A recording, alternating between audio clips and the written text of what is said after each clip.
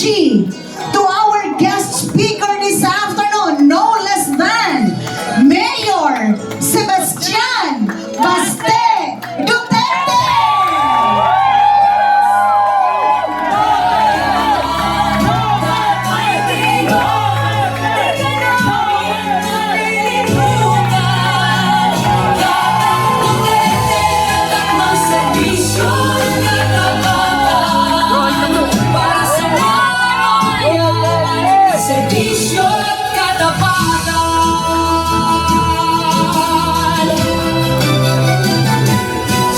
Kalsada man o sa gitna. Magandang. Akala ko tatapusin ba yung kanta eh. I love you, Mayor! Sige, upo lang kayo. Relax lang.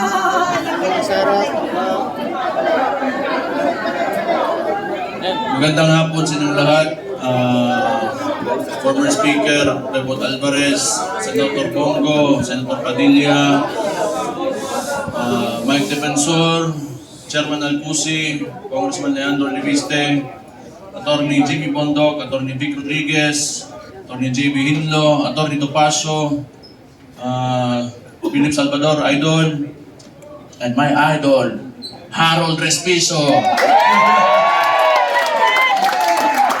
Tony Lambino, General Esperon, good to see you, sir.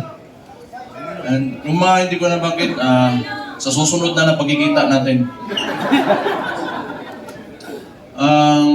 Baka nagtataka kayo, tumahimik ako eh. Tumahimik ako pagkatapos ng midterm elections. Kasi, wala, talo si Marcos sa Davao eh. Nagpahinga lang ako. Kailangan ko magpahinga kasi 2 taon kaming binanatan doon sa Davao. Yung ginawa ni Bangag, alam niyo na yung ayuda, yun naman yung paraan nila. That was a form of indirect vote buying prior to the campaign period.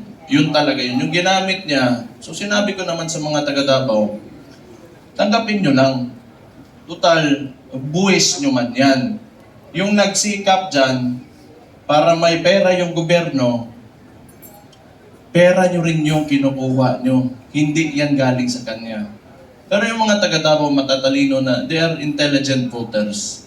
Akala kasi, yung claim ng mga kalaban, na kami mga Duterte daw, mga authoritarian, yun, mamatay tao, kaya takot lahat. 2 million, matatakot namin yun. Di bukas patay na kami. Kung takutin namin 2 million na yan. It is a very highly democratic city, actually. Pagka pumunta kayo, that is why, awa ng Diyos, pasalamat ako, sa Davao ako naging mayor kasi ang mga tao dyan, alam nila anong gagawin nila at mahal nila yung lugar nila. Kaya kahit pinahihirapan kami, kailangan politika.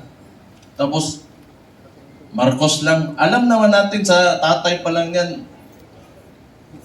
Kawatas na!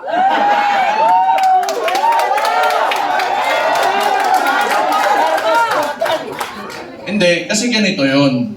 Nung nagsimula yung kampanya nung 2022, kasama niya yung kapatid ko, the Vice President. Siyempre, inisip ko rin,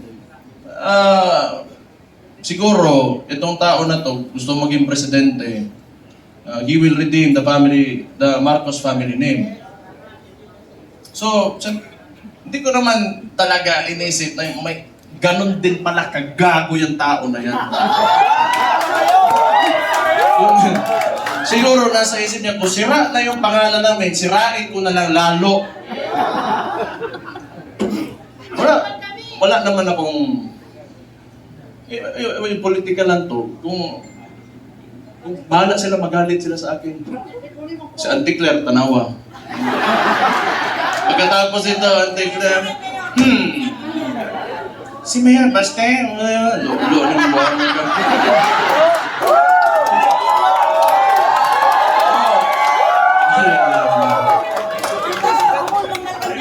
Nagpahinga lang ako. Kasi before the midterm elections,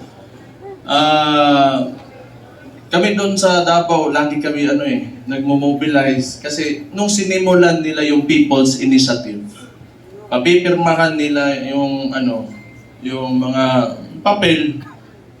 Siguro, I do not know, pero definitely, sa ugali ng mga nangyan, wag na natin yung buong administrasyon niya. Kasi siya naman yung nasa taas ng chain of command, yung presidente. Definitely, ang suspicion namin, it was for term extension. At that early, 1 year or 2 years pa lang, hindi pa nagdadalawang taon yung termino niya, may pa-people's initiative. Parang plebiscite yan noon na nag-gather lang ng mga tao, pinataas yung kamay, o sige, maging diktador na tayo, maging authoritarian regime tayo for 27 years. So that was the attempt of this guy, pangag nga na dias Malacanang karon. Kita niyo yung nasa UN siya, yung sipon. May chat GPT na ngayon. Hindi ko naman sinasabi kasi makukulong ako, tapos kakasuhan ako. Pero tingnan na lang, what are the causes of cocaine? Tingnan chat GPT. How it will affect your nasal cavity. May cellphone na kayo lahat. Wala. Swindler. He is a swindler. Yung ginawa sa atin, kaya nga naniniwala tayo, kasi akala natin itutuloy niya. Ganito lang naman tayo, kaya nandito tayo lahat ngayon. Kayo. Marami tayong parallel groups. Nilapitan ako ni Sir Mike Defensor pati ni Speaker Bebot. Na nakita ko sila pagdating nila doon sa bahay ko, patay problema na po ni. Nagpahinga lang ako kasi grabe yung Pero ang akala nila, tumigil na tayo. Hindi pa tayo tumigil. Anong gusto nila? Lalabasin lahat ng ginawa nila. Tingnan mo katangahan nito ni Bangag. Siya nagbukas ng usapin ng flood control na may mga ghost project. Kaya ako tumahimik talaga. Kasi hinayaan ko na mag-self-destruct yung gago na yan. Kasi alam kong sasabog sa mukha niya yan. Because, unang-una sa lahat, pag ikaw eksekutibo, you cannot point at someone else for the mistakes of your administration.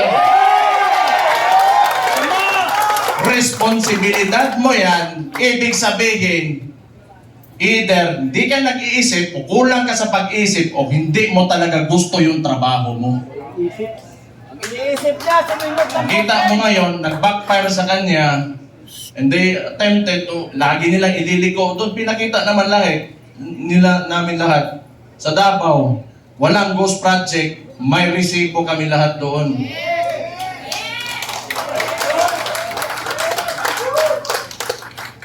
Tingnan nyo, anong resulta ng ginawa nila? Kasi tinawag na natin yan, yung 2024 is the most corrupt budget or the 2025, yung sinabi ni Sid Ungab nung panahon.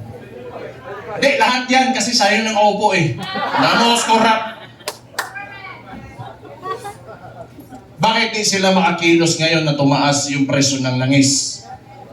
Walang pera. Bakit hindi nila kaya babaan yung VAT, yung panawagan ni Leandro Lebiste? Hindi nila kaya kasi wala lang sila nanakawin pa. Walang balita doon! Alam nyo, hindi naman talaga perfecto kahit saan ka pumunta sa buong mundo. May mga lobbyists, the congressmen and the senators, dadaan talaga yung pera dyan because that's the power of the purse. Lobbying and all of that. Pero the estimated loss to corruption, umaabot na sa trillion. It doesn't make sense anymore. Saan mo pa gagastusin yung pera na yan kung nasa bulsa mo yan? For what? Magkano ba gusto mong yung kanin mo, gusto mo tag 200 pesos per kilo? Gusto mo yung pinakamasarap na pagkain, pinakamasarap na steak? Ano pa gusto mo sa buhay mo? Yan yung mga yan, mayayaman na yan. Hindi pa sila nakukontento. Hindi na lang maawa pa. Kita niyo yung mga matatanda na mamalingke sa umaga, magdadala ng bayong, tapos pahihirapan mo pa, ngayon tumataas presyo ng lahat. Hindi siya nakatingin sa pangkaraniwang Pilipino, ano ang buhay ng Pilipino. Tapos itong gago na to, patay na buwan eh. Gusto ko ba yan, pag-inikta nila ako. Para ano naman, nagpahinga lang ako. Balik na naman tayo, patay na naman sila sa atin.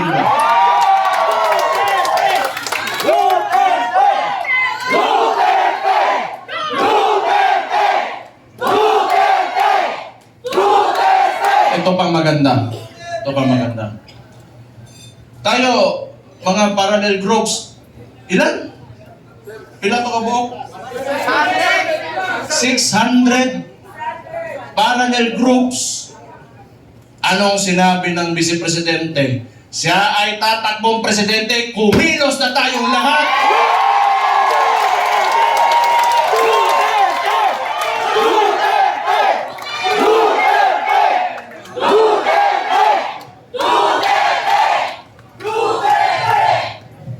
Ang gusto ng ano ko lang, tingin ko lang naman ito kasi hindi ko rin naman talaga mahulaan kung ano nasa isip ng kapatid ko.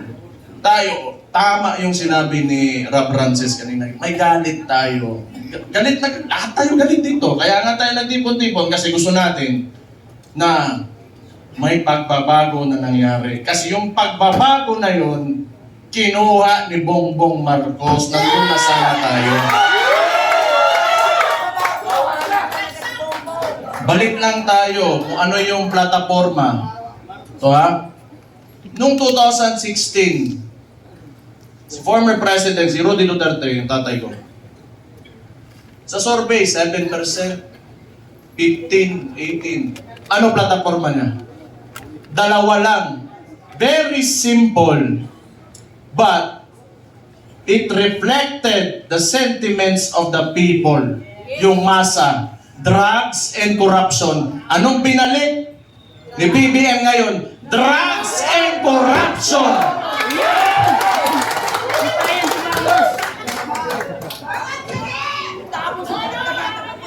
Sabi ng kapatid niya, hindi ako yun ha.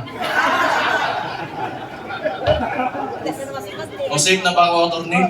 Sabi ng kapatid niya eh, hindi ako nasabi nun eh, di ba? Na-addict daw yung kapatid niya ang... Maulagin na ba?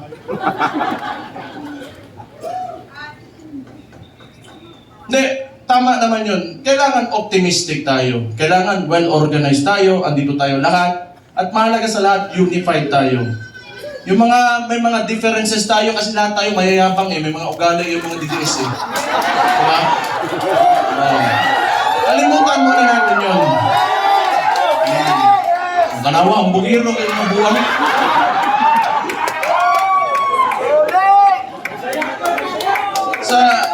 Sa ngayon, kailangan organisado tayo. Kailangan kalimutan muna natin yung mga differences natin. Magkaisa tayo. At since nagdeklara na natatakbo yung principal natin, who is the Vice President, Sara Duterte, magsimula na tayong kumilos.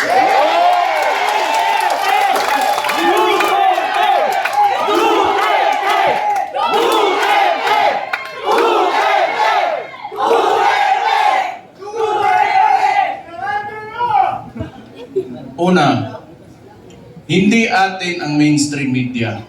Yan ang pinakamalaking, pero wala naman din maniwala na sila naman. Actually, if you are biased towards the article or the headline, you will support that headline. yung ano lang, traditionally, sanay kasi yung Pilipino na, or yung, not really the Filipinos only, but the entire world, that they look up to the mainstream media kasi yun yung historically, yun talaga yung ginagamit na source of information. But we all know na it can be manipulated, and it is now, it is very well manipulated by... No, I do not blame them. May iba na talaga na talagang rabid na anti-Duterte na mga tulad ng Rappler. Pero yung iba kasi talaga, wala yan. Matatakot talaga yan sa gobyerno. Kasi yung gobyerno, yung negosyo mo, lalapitan ka lang yan. Lalapitan ka lang ng BIR, ng ipapasarado ka, takutin ka. I know this because a lot of individuals in Davao, businessmen, were even afraid to come near me. Kasi pag manalaman ng administrasyon na yan, ni Bangag, ika-cut off, pahihirapan, gamitin yun. The bureaucracies of government have been weaponized by this administration. So intindihin na natin yun. Intindihin na natin yun. What we can do is, we go back to the roots. We campaign for our candidate. Wala rin naman tayo, kasi hindi rin naman tayo papansinin ng mga mainstream media because, lahat, masang Pilipino man tayo. So we do what we do best. 2016, anong ginawa nyo? Walang campaign materials na mabibigay yung tatay ko? Anong ginawa nyo? Kayo gumawa sa sako. Then this will be 2016 all over again. Let's reclaim the country and give it back to the people.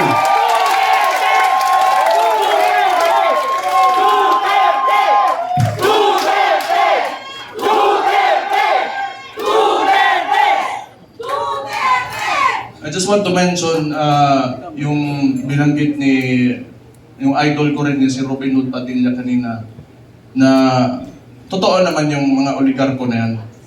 They are in control. Walang nawawalang oligarko sa buong mundo. Lahat ng nations in the entire world have oligarchs. Ito lang naman talaga.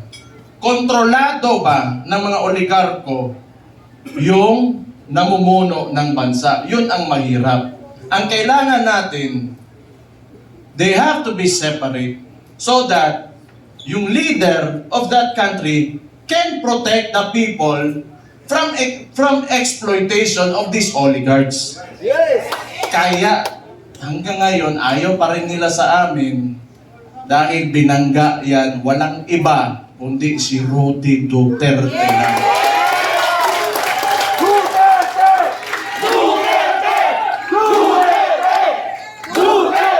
So siguro naman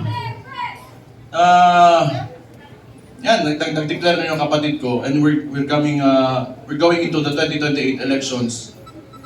Pakiusap ko lang sa mga oligarko, may mga mayayaman, malalaking negosyante talaga that have command of the economy. Maawa naman kayo sa mga tao. Maawa naman kayo sa mga tao. Give this country a chance na sumarap din ang buhay ng yung mga naglalakad lang sa daan na walang mga sasakyan. Yung sinabi ko kanina, it really breaks my heart. Yung living conditions ng tao ngayon. Sometimes, it makes life harder to live seeing this. Sa totoo lang. I am guilty because may bahay ako, sementado, nasa loob ng subdivision. It makes me feel so bad that the other Filipinos, my countrymen, have to suffer. Kaya naman tayo nandito Alam ko, mahal niyo yung tatay ko dahil alam niyo na talagang minahal at mahal niya yung bansang Pilipinas.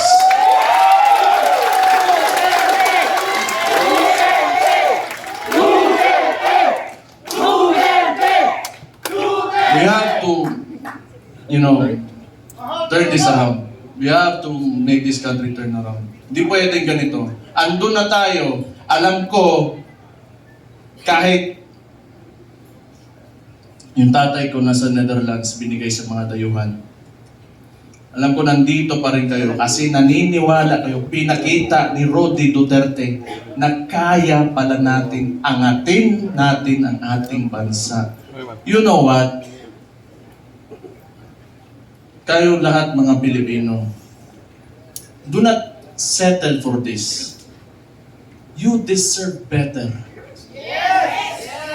You deserve better. Sinasabi ko sa inyo, you deserve better. Kaya, be optimistic, maniwala kayo na we can take our country to greater heights. Sinasabi ko sa inyo, alam nyo na eh. Kaya nga nandito kayo, naniniwala kayo. Just hold on to it. And someday, awa ng Diyos, talagang may Diyos talaga. And may hustisya talaga. Makakamit natin ang Pilipinas natin at pinapanaginip natin.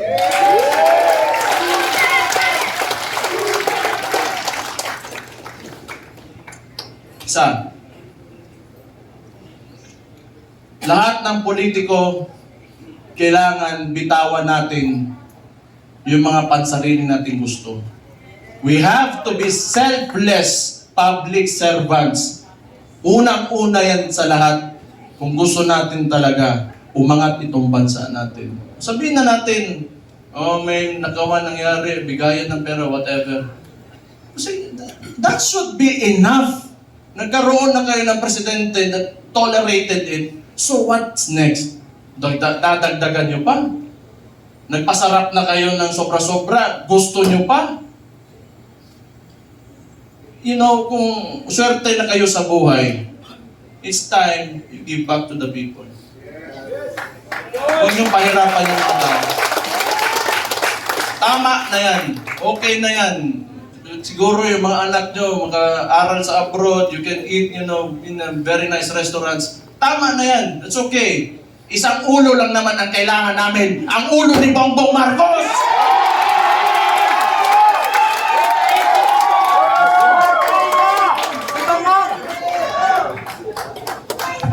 Nagluluksa na ang Malacanang! Kaya,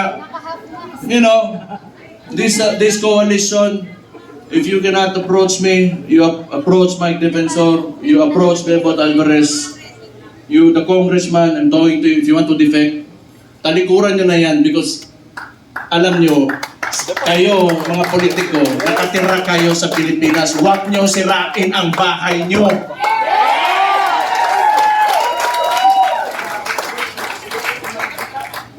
Tanawa, nasuko na po ko.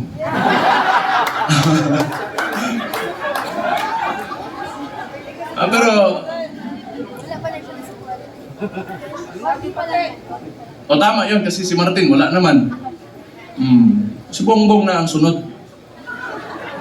Tama yun.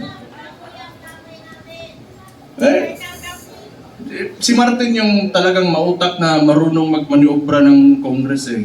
Ngayon, baka si Charis.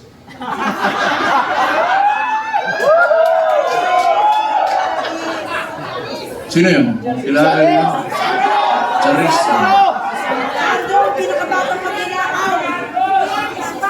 Kasi rinig ko, chismis lang to ha. Chismis, wala akong sinasabi. Puppet speaker lang yan yung speaker ngayon. Kasi, hindi ko lang alam sino yan, Charis. Basta narinig ko, Charis daw. Ay.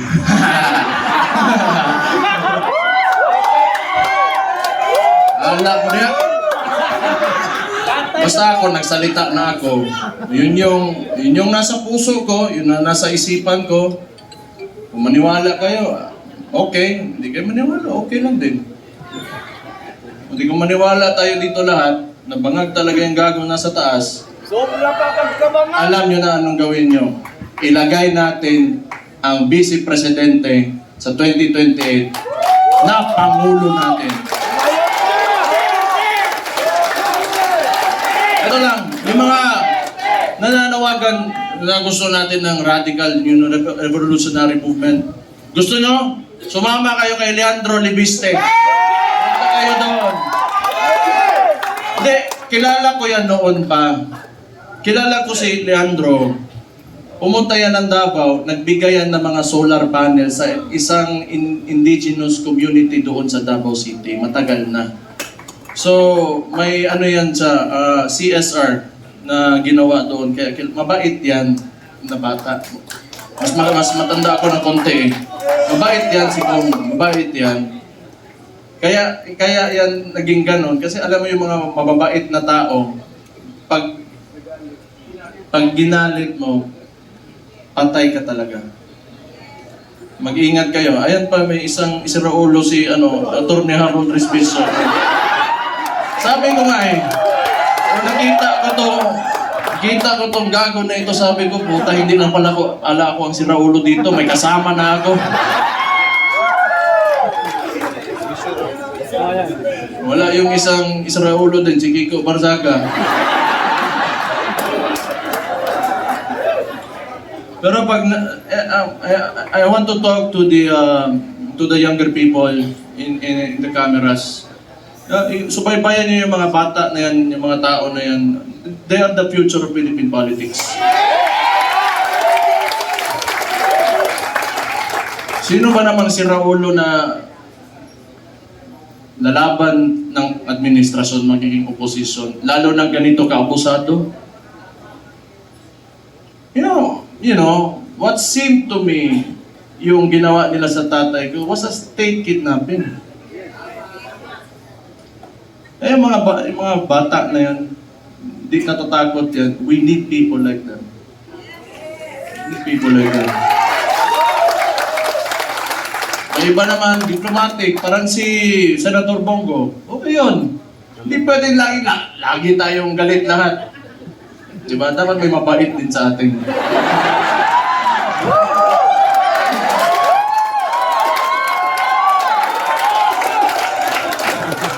Hindi, good nature na tao si Senator Bongo. So, ano pa ba? Kumain na kayo? Ha?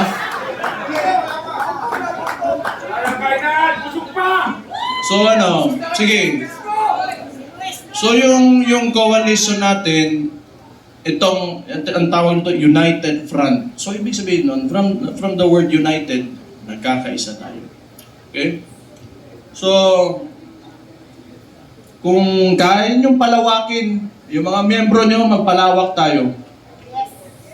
Tapos yung mga sinasabi ng mainstream media, i-correct natin.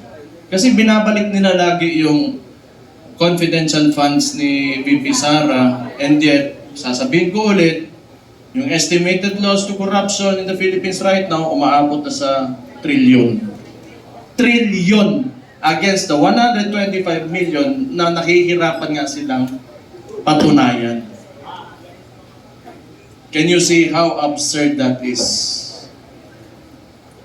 So, yung messaging lang, kasi wala sa atin yung mainstream media eh. You try to talk, i-correct nyo. Huwag muna kayong magalit. Be on a level na gusto nyo lang iparating yung opinion nyo at tingin nyo sa kung sino man makakausap nyo. So mga panya lang tayo, malinis. Wag na natin gayahin yung mga utang ina, grabe kahugaw. Dumi talaga ng politika. Ako kasi okay lang ako. Wala ko naman pakialam sa sarili ko. Wala talaga akong pakialam kung ano sabihin. Basta ako, ginagawa ko na yung trabaho ko. Pag yung araw na tumakbo ako dyan, tapos di ako nanalo, ibig sabihin tapos na ako. Pero wag nyo, I've been experiencing this ever since I went into politics. No. Ever since Rudy Duterte became the president, the world is a nasty place. It's really nasty. So, tingin ko tama naman yung sinabi ng Vice Presidente. Magkampanya lang tayo, maayos. Kung ano man yung mga plataforma niya, pinakita niya na mga nagawa niya, yun ang sasabihin natin. huwag na tayong pumatol. Tama yun, huwag na tayong pumatol. Kasi ayaw ko rin, ako na lang, gusto nung kansawanay man ng Claire. Anti-Claire. Masuko, magagalit na naman yan eh. Alam ko eh. Sasagot na naman yan. Buwang?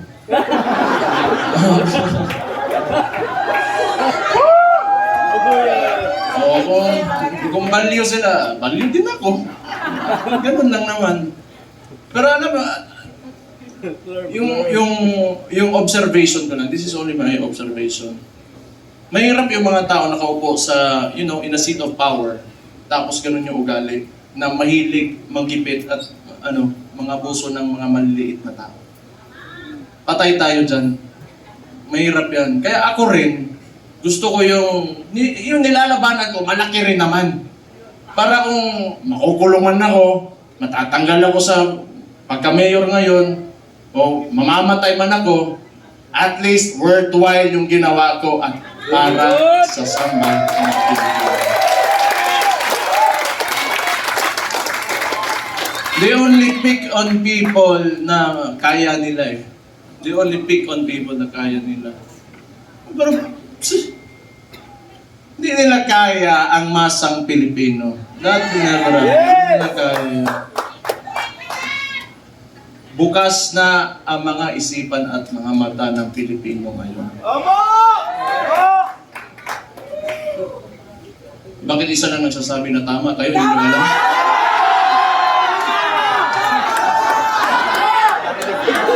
Energy level 10 nga daw eh. Not following instructions.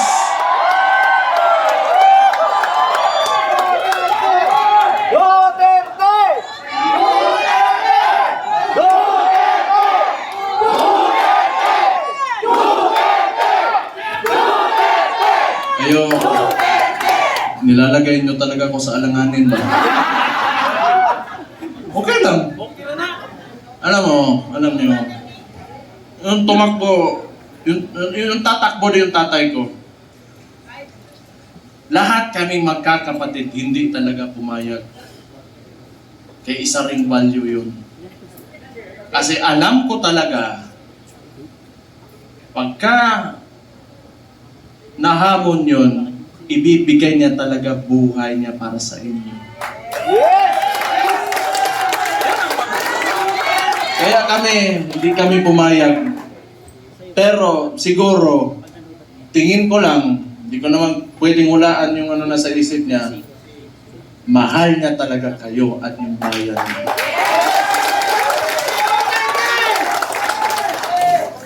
Kaya ngayon, pagka pumupunta ako ng Netherlands doon sa detention unit, kinakausap ko, can never imagine someone would, like an actual individual in front of me that would actually give away his freedom and his life for his country.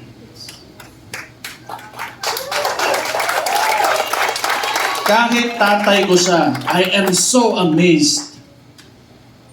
And I am very, honored that he is my father.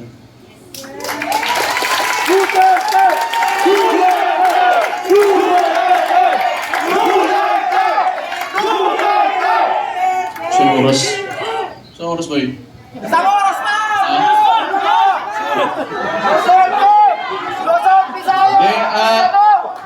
Basta,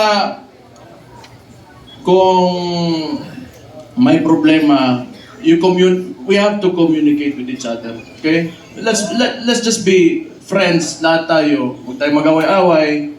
Andito ang PDP, andito ang Reform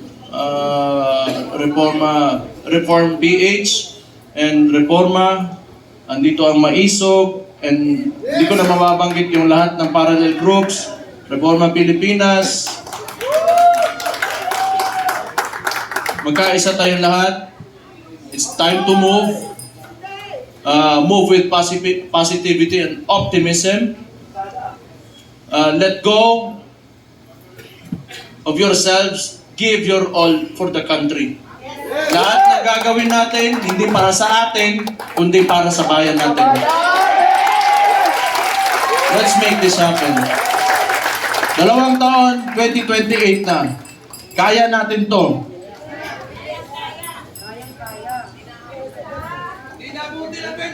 The surveys Dapat itong taon na lang. are telling. The surveys are telling. So we just have to push harder. Push harder. Huwag kayong titigil. And always remember, pagka you are facing adversity, hindi kayo nag-iisa. Ako si Mayor Sebastian Duterte ng Davao City, kasama niyo. Magandang hapon sa inyo lahat. Mabuhay kayo. Allahu Akbar. Mabuhay ang Pilipinas. Mabuhay si Vice President Inday Sara Duterte. Maraming salamat and God bless you all.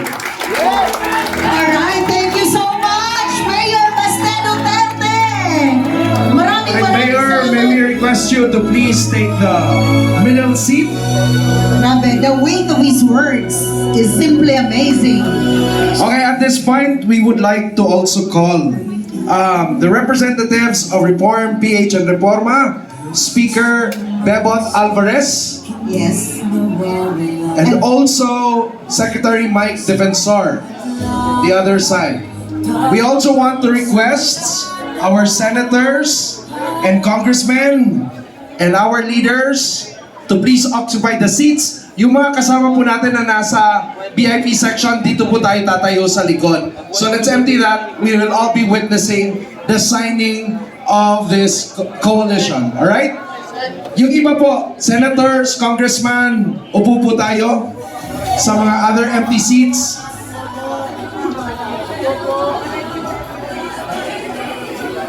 And Acting Secretary Alcusi, please take the seat. Yung Attorney Vic. Oo. Yung audience po natin, na Yung mga ibang nasa VIP section po natin, punta po tayo rito sa likod. yung nasa VIPs lang po, yung ibang audience na ano, please stay where you are, ha?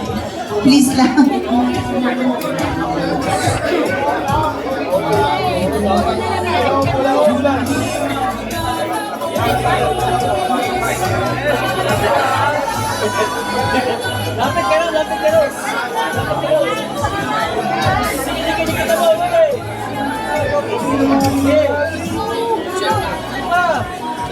Alright.